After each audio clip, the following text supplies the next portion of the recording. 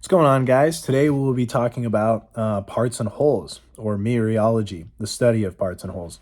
Myrios from the Greek part or share, and logi or logos for the study of, the wisdom, the science, right? And there are several different fundamental or first questions that one could ask when confronted with mereological problems. But one of those that I'd like to tackle is, how is it the case that the whole is always greater than the sum of its parts, in the sense that the whole could do more? You know, it it may deictically refer to more, or in terms of its actual like puissance or power, it could simply exercise more, and therefore it has more capabilities or abilities, right? And yeah, no, that's kind of the question. Is that always the case? Is that even the case?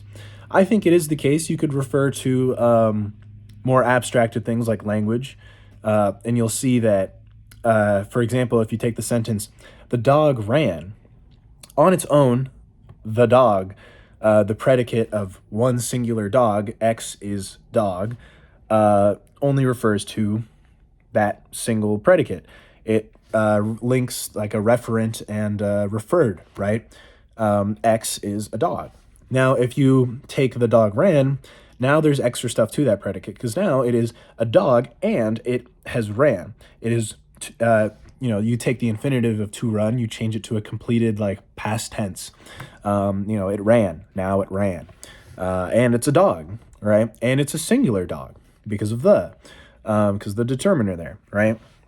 Slash article. And we can see already that the sum of the parts is greater than just the individual parts in terms of its referential capacity, right? Now, if you move to say something a little more concrete, like say the hardware of a computer, you get a similar thing. The silicon wafer, chip that is the CPU, can it does not do as much on its own as the entire circuit reticula of silicon, together, right?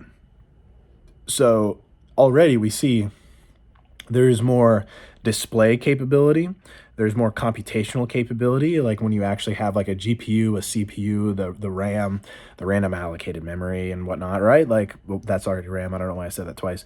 But yeah, no, that already does more, and is capable of more, and already refers to more, when you have the sum of its parts compared to the individual parts, right, on their own. So what's something that is not like that? I think certain words, like if you're, again, back to a more abstract example, something in language, if you have the word sanction, that's a contronym and it's polysemous. It has multiple meanings and the meanings contradict each other.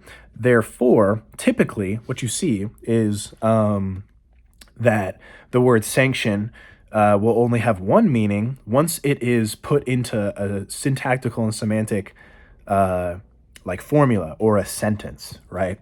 If you say the blockade was sanctioned, it might be somewhat ambiguous as to what that means as a result of the polysemity of the word.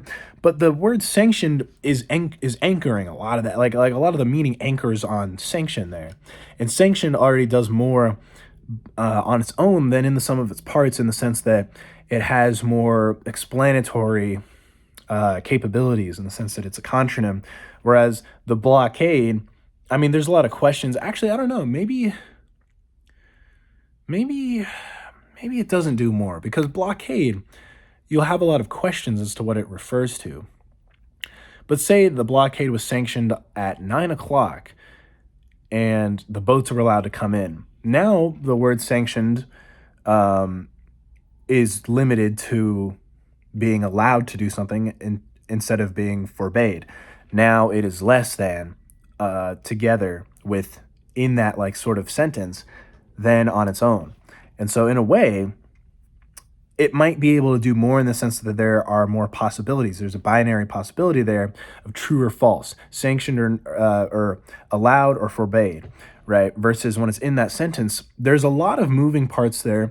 There's a lot of things that are referred to. There's a clear image and whatnot, right? But it's not as polysemous, and so it doesn't have as much potential in terms of the things it could refer to compared to now. It only has one referred thing, but that referred thing or that thing that is being referred to is now grander. There's a greater image. You have the blockade, you have the time, you have the place, you have the tense, you have all these things now, right? And yeah, that's a lot, right? So yeah, no, let's just find something that does more on its own than, in a sum of things, in a part, in an aggregate, right? And that's another thing when it comes to aggregation of anything, of parts into a whole.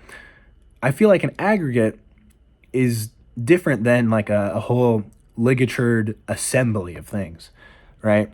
Because an aggregate could be like a pile, like it's granular parts that are not connected together by something, right?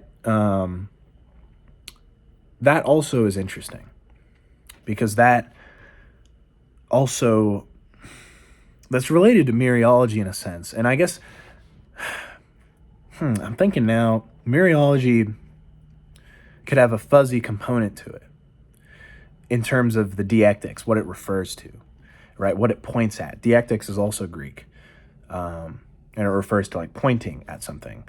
So yeah, now I don't know. You guys tell me what you think below. Also, check out my Medium.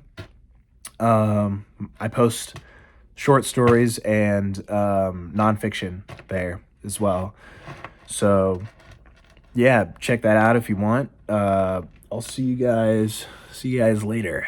So, yeah, see ya.